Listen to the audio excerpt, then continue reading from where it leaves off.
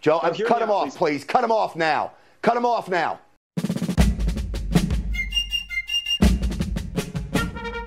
Newsmax is one of the worst media outlets, and you're totally wasting your time watching this garbage. They obviously withhold a whole ton of information from their viewers, because look how this host flies off the handle when a U.S. Army veteran tries to give viewers information the host doesn't want his viewers to hear. Listen how he insists on pushing his own talking point, acting like he knows more about the situation than the veteran who's working to get people out of Afghanistan. You know, I'll say this, though. If you're stuck in Afghanistan, you want to leave, but the Taliban is not allowing you to leave. I don't know how you don't call that a hostage situation. I mean, I know I think you might not have a gun next to your head, but that's only a matter of time.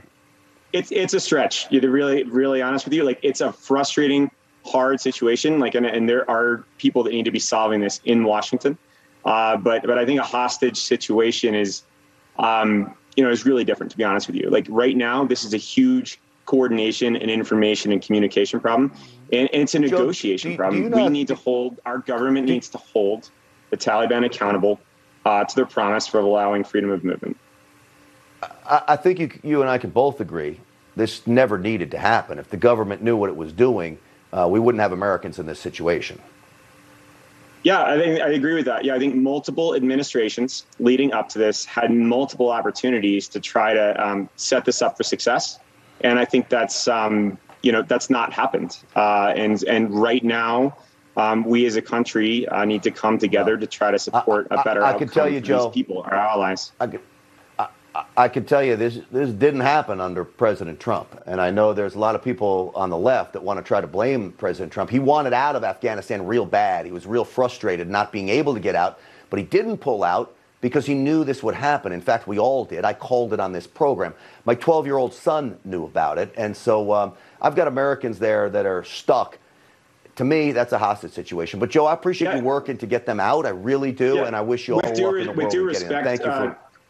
With due respect, Grant, I mean, like, veterans, being one, right, and our friends are over there. Right. We followed this closely for multiple administrations, and we know that Trump's administration's efforts here were fairly weak, that they were trying to limit the number of people that would get out. And so there was coordination problems. Joe, I'm going to cut you. I'm already weak. I'm already low on time, Joe. Joe, cut him off, please. Cut him off now. Cut him off now. You're not going to blame this on President Trump on my show. That's not happening. Now, I appreciate the work that you're doing. God bless you for being a veteran. God bless you for trying to get Americans out. But don't come on this program and take the talking points of the left and blame President Trump.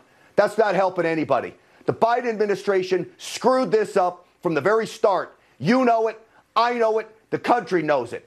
And to call them not hostages, I don't know how you don't call them hostages. They're stuck in Afghanistan with a country overrun with terrorists that are willing to kill them all. I'm mad about that, man. I really am. All right. We're going to slow it down because we've got a real hero coming up. That man's a real hero, too. He served. I now recognize Representative Ted Lieu of California for 5 minutes. Thank you, Chairman Meek, and thank you, Secretary Blinken, for your public service. When I served on active duty in the United States Air Force, I participated in Operation Pacific Haven, where we airlifted thousands and thousands of Kurds out of northern Iraq because Saddam Hussein was going to go in and kill them. We worked with the State Department and other U.S. agencies, and it was a very difficult mission. So I want to commend you and the State Department and all the U.S. personnel who executed an evacuation of over 120,000 people under immense danger. That was a remarkable feat that all of you did. And I also want to honor the 13 Marines that gave their lives in service to our country. What I'd like to ask you about is the document that started all of this, the February 29th document, 2020. That document was negotiated by the Trump administration with the Taliban, correct? That's correct. The Trump administration signed that document, correct? That's correct. And under that document, it had a very specific date for withdrawal of all U.S. forces. Isn't that right? That's correct. I'm going to read you what the document says because I think my Republican colleagues need to hear this and the American people.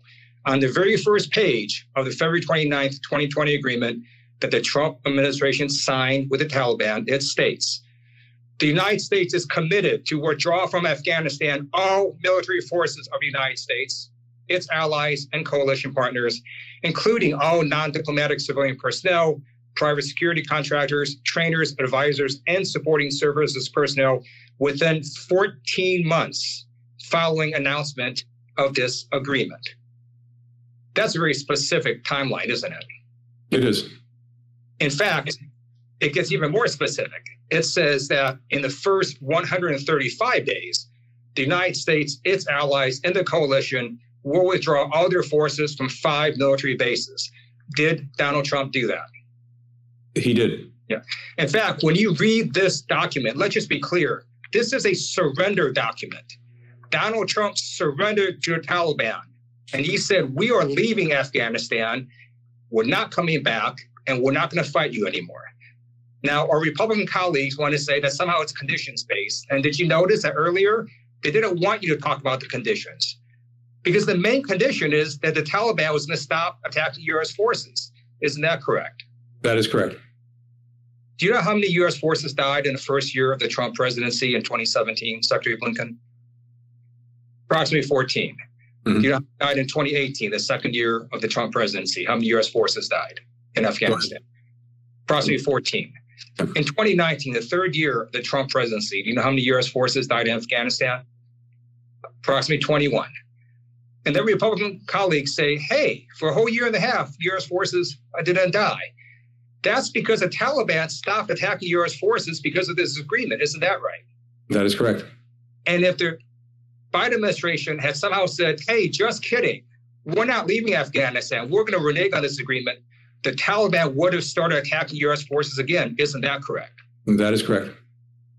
And in fact, Donald Trump withdrew over 15,000 U.S. troops at the height in Afghanistan during his presidency, down to 2,500 by the time President Biden inherited office. Isn't that right?